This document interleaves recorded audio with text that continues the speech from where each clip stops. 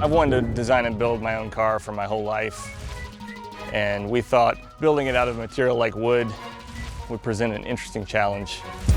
The world's only wooden supercar.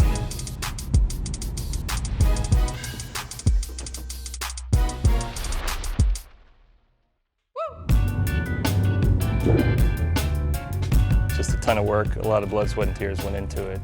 Obviously, a lot of sandpaper as well. I'm Joe Harmon. I am the designer and builder of the world's only wooden supercar. I've wanted to design and build my own car for my whole life, and we thought building it out of a material like wood would present an interesting challenge.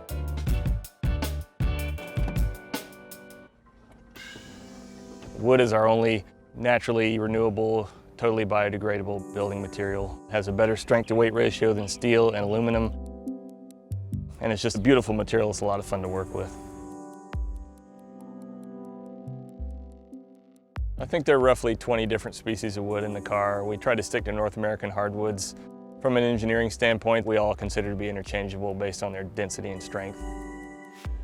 Walnut, cherry, maple, birch, hickory, ash. Most of the chassis is birch and maple. Wheels are walnut, the rest is a mixed bag.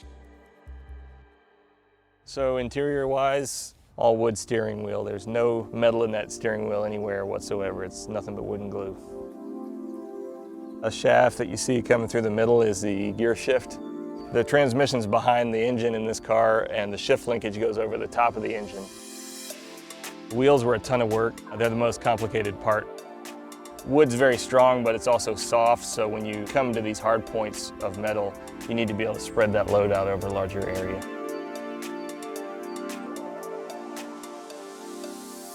The Splinter was built over a 9-year period of time. When I was in graduate school, I was lucky enough to where my dad would pay for me to eat and go to school and live, so I didn't have any other responsibilities other than to work on this car. It's a ton of work. Pain, suffering, and sanding. As far as I can remember, the tires are the only completely off-the-shelf piece of this car. I knew it would be a ton of work. I get asked the how many hours did this take question a lot.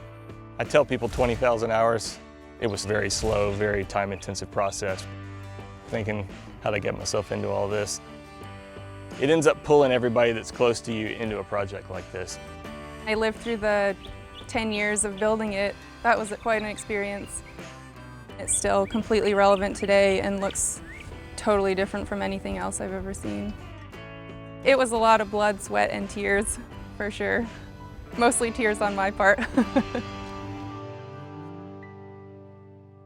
It has a 7-liter small block V8. We think it makes about 650 horsepower. It has a 6-speed manual transmission, airbag suspension at all 4 corners so we can adjust the height. It's a very, very low vehicle and we have to get it on and off of trailers a lot, so being able to pick it up and down helps. It's hot, noisy, uncomfortable.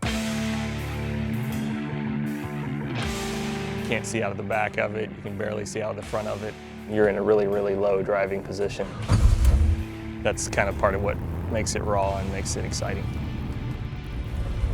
It's not exactly the most practical vehicle in the world. It's not very good as a grocery getter.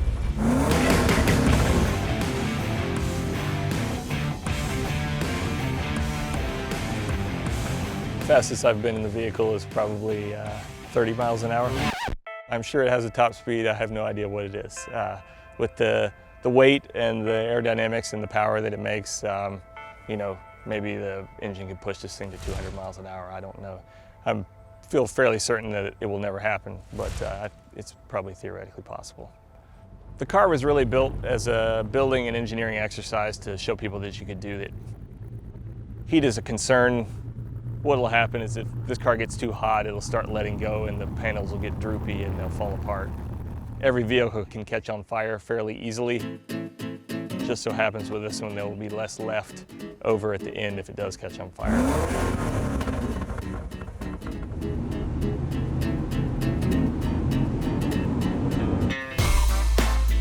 When I look back on it, I think about all the good times I had Coolest thing about the Splinter for me was getting to go through this process and realize that I've got the absolute best friends and family that anybody could ever ask for. How many Splinters did I actually get during the build? I lost track. I got my fair share for a lifetime's worth.